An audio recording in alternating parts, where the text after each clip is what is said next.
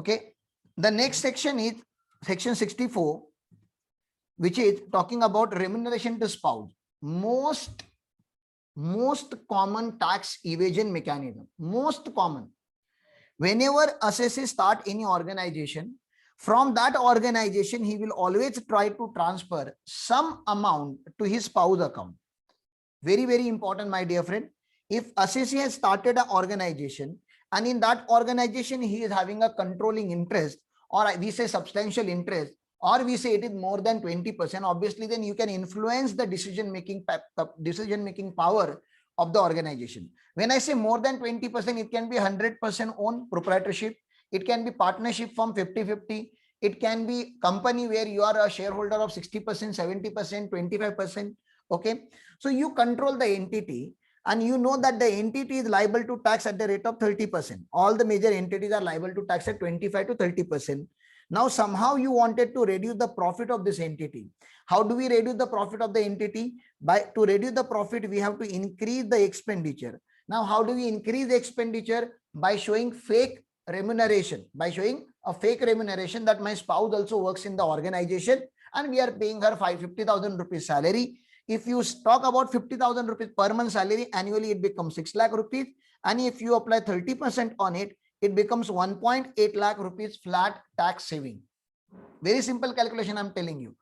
Now the 6 lakh rupees earned by the spouse, you will think, oh my God, that will be taxable in her hand. Obviously, no, it won't be taxable in her hand. She will take a standard deduction of 50,000. Then she will take ATC deduction of 1 lakh, 1.5 lakh rupees, ATC, ATD.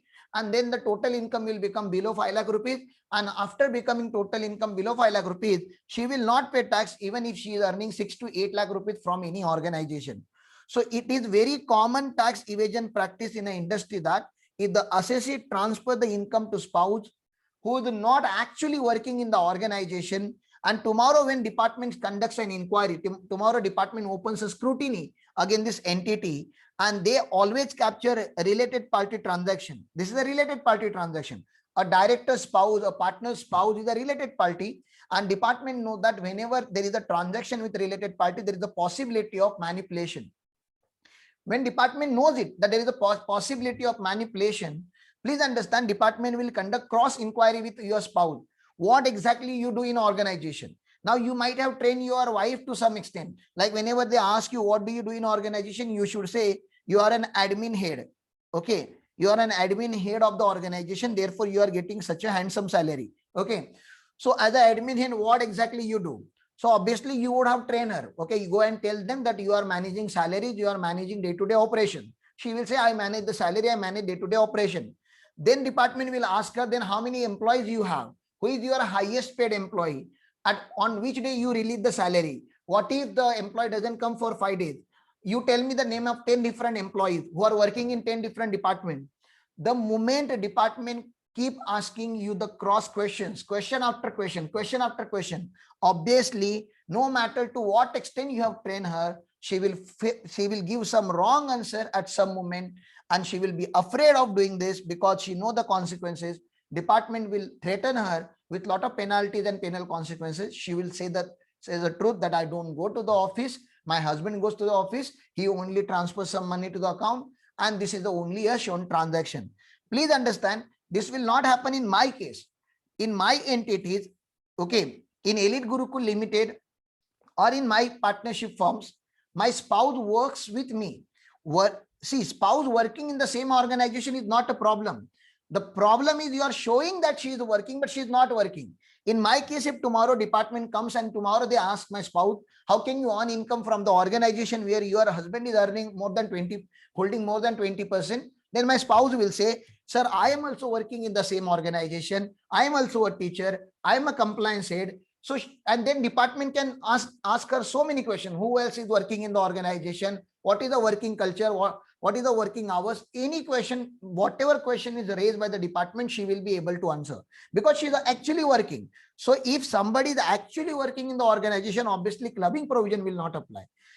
Clubbing provision will apply when it is proved that she doesn't work. You are only showing a book entries in the organization, then only clubbing provision will apply.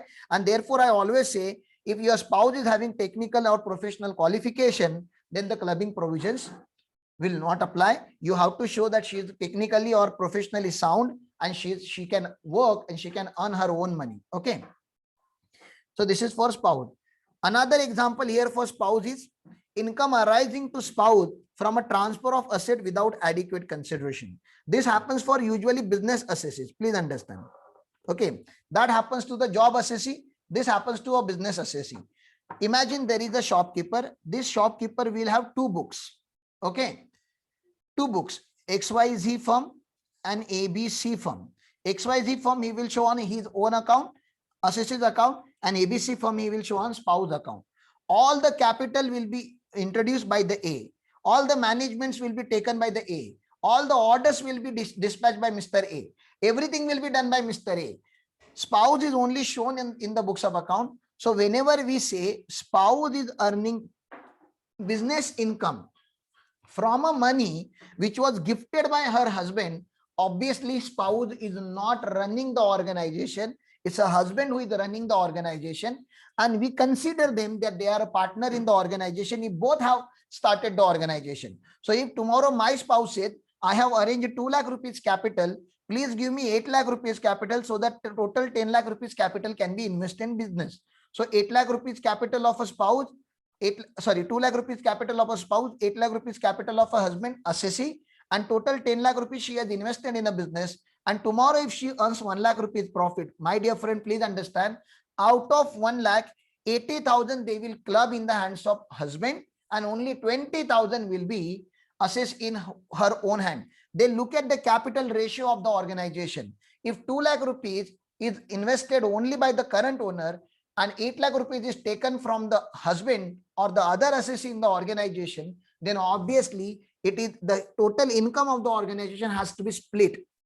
So what we say, total income of the organization multiply by transferor's investment divided by total investment. This much amount will be clubbed in the hands of husband, in the hands of the original assessee. That is, now one thing is that capital may not be constant throughout the year. See, capital will keep changing. You know, sometimes capital will go up, sometimes capital will go down. With a profitable year, capital will go up. With a loss-making year, capital will go down. So on which day you should check the capital? This is very, very important date. The capital ratio that we are going to apply here, we have to apply as on first day of the previous year. Okay, as on first day of the previous year. If it is a bona fide loan, if the husband has given a bona fide loan, a genuine loan, then clubbing provision will not apply. Clubbing provision applies only when husband have given the money or asset as a gift to the spouse. Please understand, then only it will apply. So this is the for spouse. Now the next one is for clubbing of minor child. Let me again ask you doubt. If you are having any doubt, then please ask. Otherwise, I will start with a minor child.